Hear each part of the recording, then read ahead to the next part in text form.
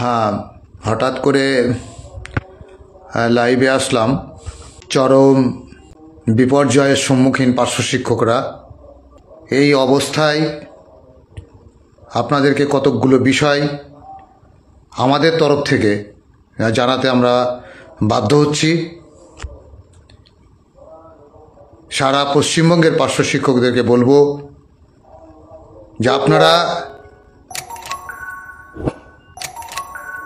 প্রত্যেকে, আমি দল মত ধর্ম বর্ণ নির্বিশেষে প্রত্যেকের কাছে আকুল আবেদন করব, যিনি আমাকে বা আমাদেরকে বা কাউকে হিরো বলছেন, জিরো বলছেন, যাই বলুন না কেন, আমি আপনাদের কাছে করজোড়ে অনুরোধ করব, আমার জন্য অনুরোধ করব যে আপনারা আর ঘুমিয়ে থাকবেন না। এবারে আসুন, আমরা 20 বছর 22টা বছর ধরে আমাদের জীবনের মূল্যবান সময়টা অতিবাহিত করে শিক্ষার মতো একটা মহান পেশাকে আমরা গ্রহণ করে আমরা আজ ক্ষুধার্ত। আমরা যাকে ভাবতাম মানবিক, আজকে তার মনুষ্যত্ব, মূল্যবোধ, বিবেক আছে কিনা সেটাই প্রশ্নচিহ্ন দাঁড়িয়ে গেছে। 2026-এর 25-26-এর যে বাজেট, এই বাজেট দেখলাম পার্শ্ব শিক্ষক স্বার্থবিরোধী, শিক্ষা স্বার্থবিরোধী একটা বাজেট আমরা দেখলাম। এই বাজেটের ওপর আমরা কোনো আলোচনা, কোনো দিকপাত করার কোনো প্রয়োজন নেই।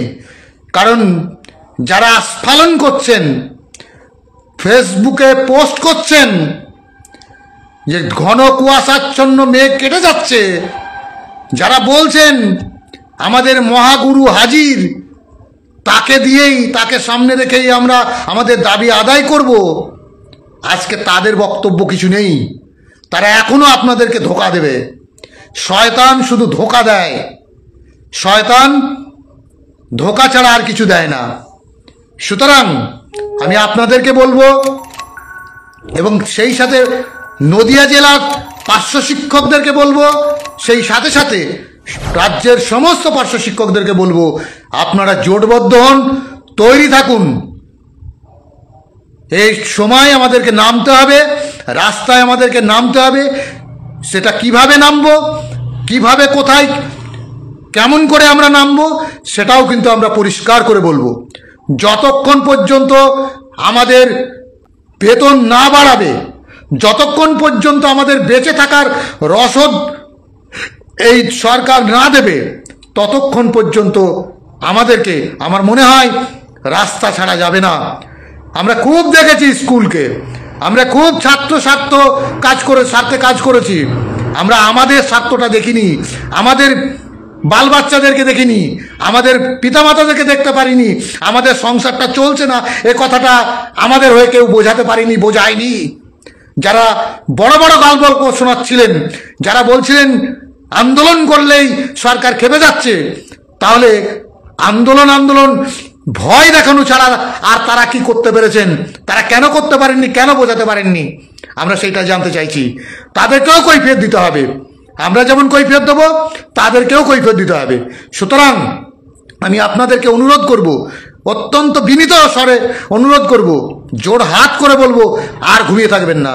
এবং সব থেকে বড় কথা, আমরা স্কুলকে আর কতটা দেখব সেই বিষয়ে ভাবতে হবে। ভাবার সময় শেষ। আমরা এখন ডিসিশন নেব, সিদ্ধান্ত নেব, এবং আগামী দিনে স্কুলগুলোকে যথেষ্ট পরিমাণ অচল করে দেওয়ার জন্য আমরা তৈরি হচ্ছি।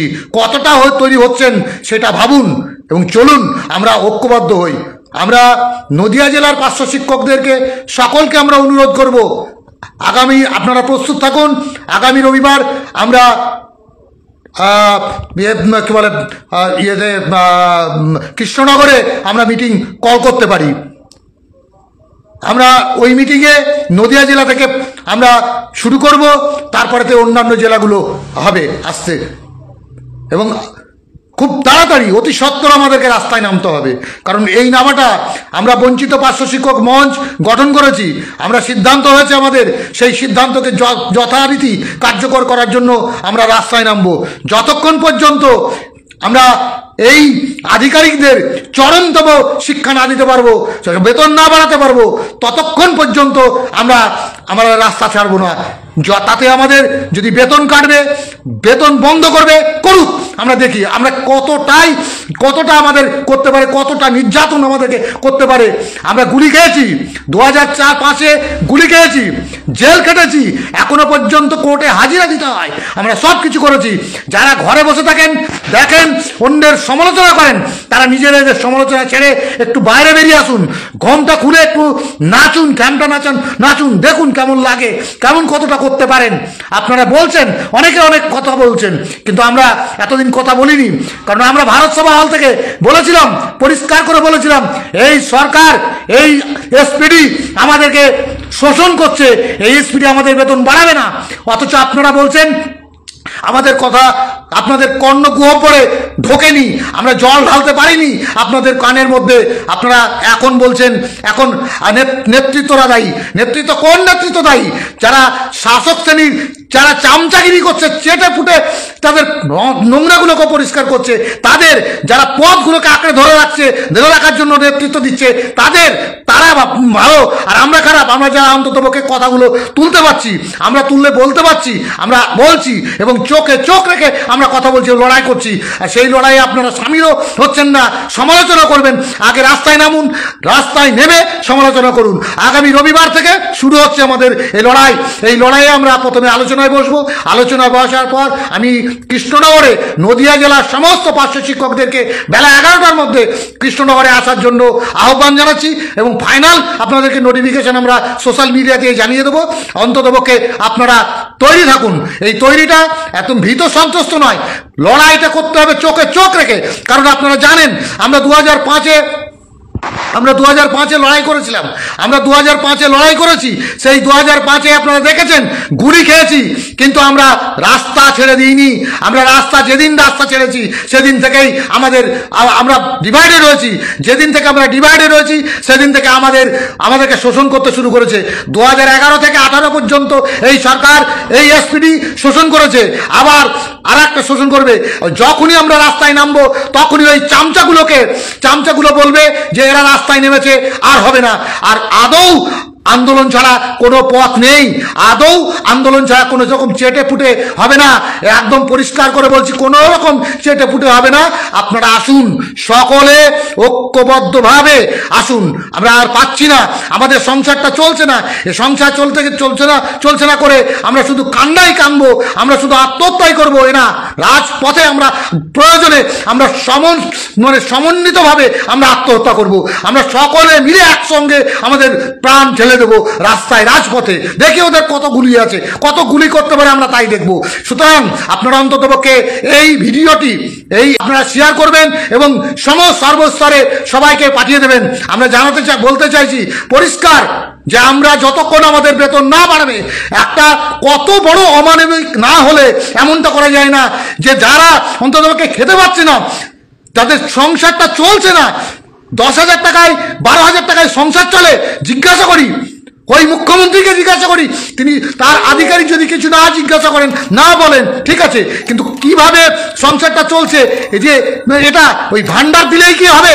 চাকরি নেই, বাকরি নেই, কোনো কিছু নেই। অথচ যারা কাজ করছে, যারা শিক্ষাটাকে ধরে রেখেছে, শিক্ষা এডুকেশন সেক্টরটাকে ধরে রেখেছে, তাদের কোনো রকমভাবে কোনো হেলদোল নেই। ব্যাপারটা কি?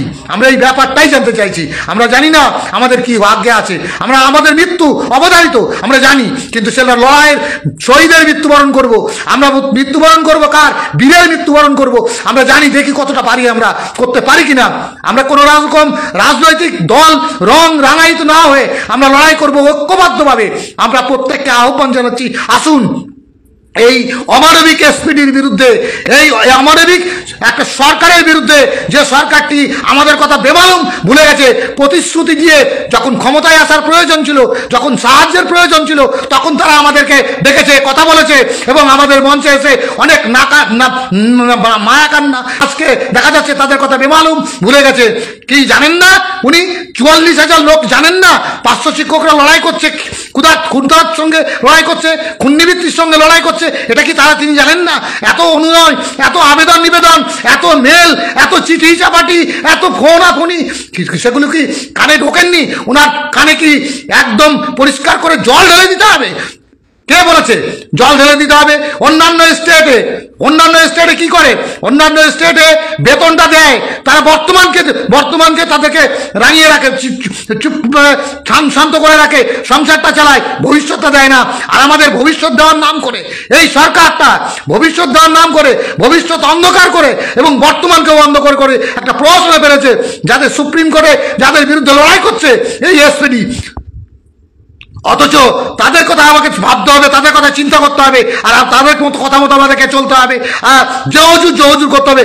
যারা জহুজুর করবেন, এবং আমরা সম্ভবত আমরা বলছি যে আমরা একটা চূড়ান্ত পদক্ষেপ নিতে যাচ্ছি, সেই পদক্ষেপে যারা আমাদের সঙ্গে সামিল হবে না, আমরা তাদের বিরুদ্ধেই, অর্থাৎ অন্তর্বিপ্লব যারা ঘটাবে, অন্তর্ঘাত যারা করবে, তাদের বিরুদ্ধেই আগে হবে। অর্থাৎ বাজেটের বিরুদ্ধে যারা পক্ষে যারা কথা বলছে না, কত হয়ে গেছে একদম, মানে ভোটমুখী বাজেট, জনমুখী বাজেট। কে বলেছে জনমুখী বাজেট? আমরা জানি জনমুখী কাকে বলা হয়।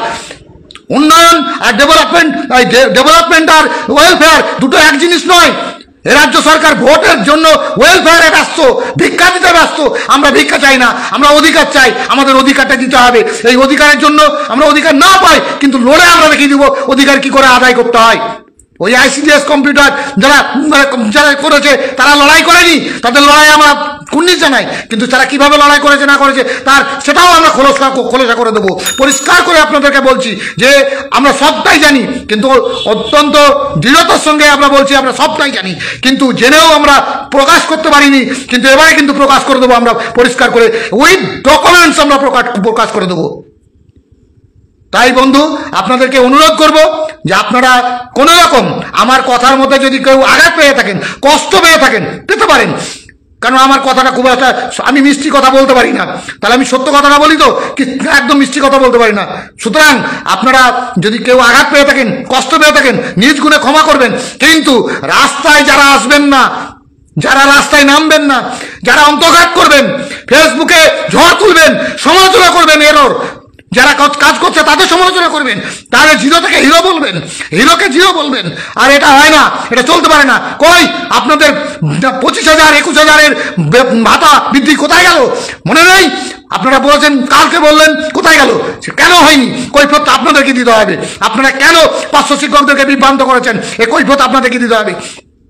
আপনারা সব একটা ট্রাস্ট করছেন, ওয়েলফেয়ার সোসাইটি করছেন, মানে 500 শিক্ষকদের ওয়েলফেয়ার তো হচ্ছে না, 500 শিক্ষকদের শ্মশান যাত্রার ওয়েলফেয়ার হচ্ছে, 500 শিক্ষকদের কবর যাত্রার মানে জানাজার নামাজে ওয়েলফেয়ার হচ্ছে, আপনারা করছেন। সুতরাং এই জানাজা আর ওই কি শ্মশান যাত্রা এটা বন্ধ করুন। আপনারা আসুন, ওই মেকি কান্না মায়া কান্না বন্ধ করে আসুন, চোখে চোখ রেখে লড়াই করি। আসুন, আপনারা শুরু করি। আমরা সকলকে ধন্যবাদ জানিয়ে আগামী প্রস্তুতি নিন, জেলায় জেলায় প্রস্তুতি নিন, প্রত্যেকে প্রস্তুতি নিন। আমরা কাঁধে কাঁধ মিলিয়ে আমরা যে 500 শিক্ষক মঞ্চ করেছি, বঞ্চিত মঞ্চ করেছি, সেই বঞ্চিত মঞ্চ আমরা একসঙ্গে লড়াই করব। এই লড়াইয়ে আপনারা সামিল হন।